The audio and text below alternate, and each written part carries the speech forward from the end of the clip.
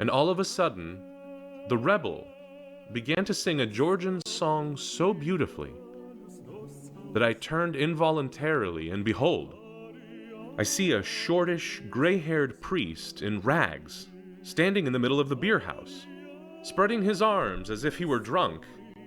He was making dancing movements in time with the words of the song.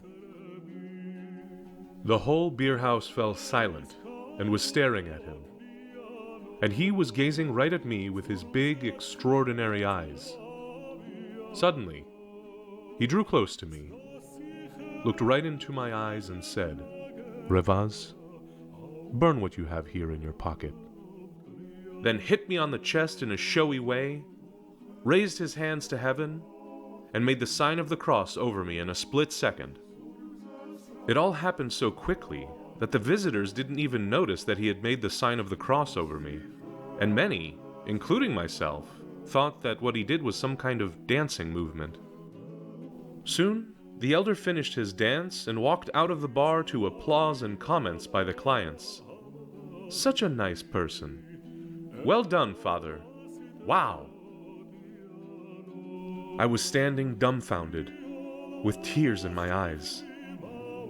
But I wasn't crying because I had understood the meaning of the elder's actions.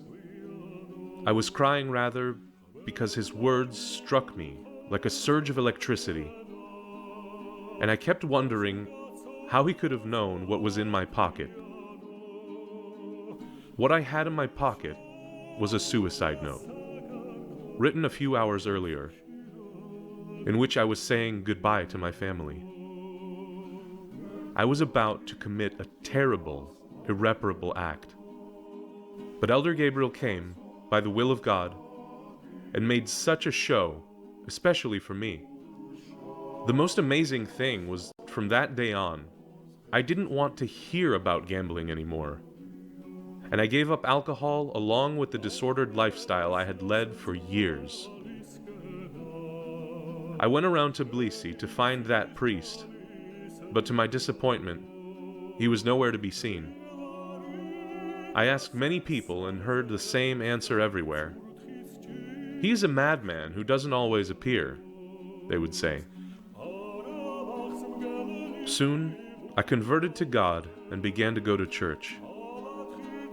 But a few years later, when my family and I traveled to Mitsketa and visited the Samtavro convent, on one of the graves where people were crowding, on a large photograph, I saw the very man who had saved me and sobered me up. I stood, rooted to the spot, and tears welled up in my eyes. The elder was smiling at me from the photograph, and I smiled back at him in response after he had given me a wink from the portrait.